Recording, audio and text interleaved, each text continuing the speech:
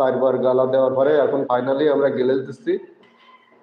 আমরা কিভাবে গ্লেজ দিচ্ছি আপনারা দেখতে থাকুন, পুরো ভিডিওতে আপনাদেরকে জানিয়ে দেবো। আর একটা দরজায় আপনার কতটুকু গালা লাগে এবং আপনার কত টাকা খরচ হতে পারে এ টু জেড ভিডিওতে জানতে পারবেন। দর্শক,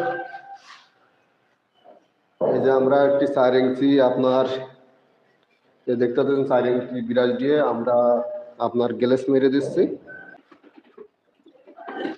এই যে আমরা ফ্রেমে গ্লেজ, যে ফ্রেম আছে ফ্রেমেও আমরা রং করে নিয়েছি। আগে রুমের ভিতরে আমরা রং কমপ্লিট করার পরে আমরা এখন ফাইনালি কাঠের রং করতেছি। কাঠের দরজা ফার্নিচারে আমরা রঙের কাজটি করতেছি। এখন আমরা গ্লেজ মেরে নিচ্ছি। দেখুন,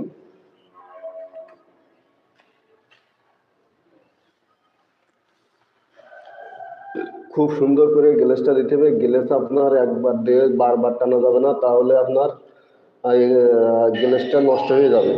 দর্শক, আমরা কাঠের দরজায় গ্লেজ দিচ্ছি, দেখতে পাচ্ছেন আমরা গ্লেজের কাজ করতেছি। আমরা সর্বপ্রথম এখানে আপনার গালা স্পিরিট দিয়ে ভিজিয়ে রাখছিলাম, তারপরে রং দিয়ে আপনার একটি হালকা একটি আপনার এটি হলো আপনার যেটা বলে আপনার এই কালারটা, আপনার যে কালারটি করলাম এই কালারটি আপনার মেহগুনি কাঠের কালার করছি।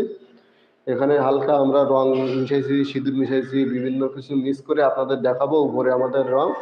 আর এবং একটি দরজার জন্য আমাদের 250 গ্রাম আপনার গালা লাগছে, 250 গ্রাম।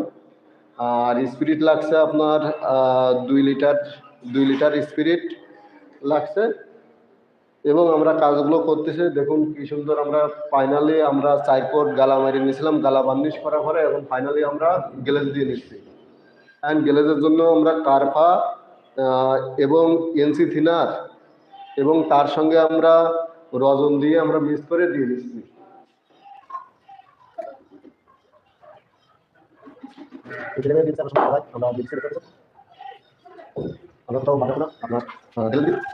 চারবার গালা দেওয়ার পরে এখন ফাইনালি আমরা গ্লেজ দিচ্ছি।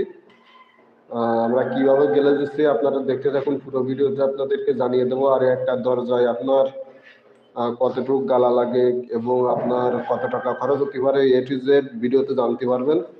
দর্শক, এই যে আমরা একটি 4 ইঞ্চি আপনার দেখতে পাচ্ছেন 4 ইঞ্চি বিরাজ দিয়ে আমরা আপনার গ্লেজ মেরে দিচ্ছি। এই যে আমরা ফ্রেমে গ্লেজ, যে ফ্রেম আছে ফ্রেমেও আমরা রং করে নিয়েছি।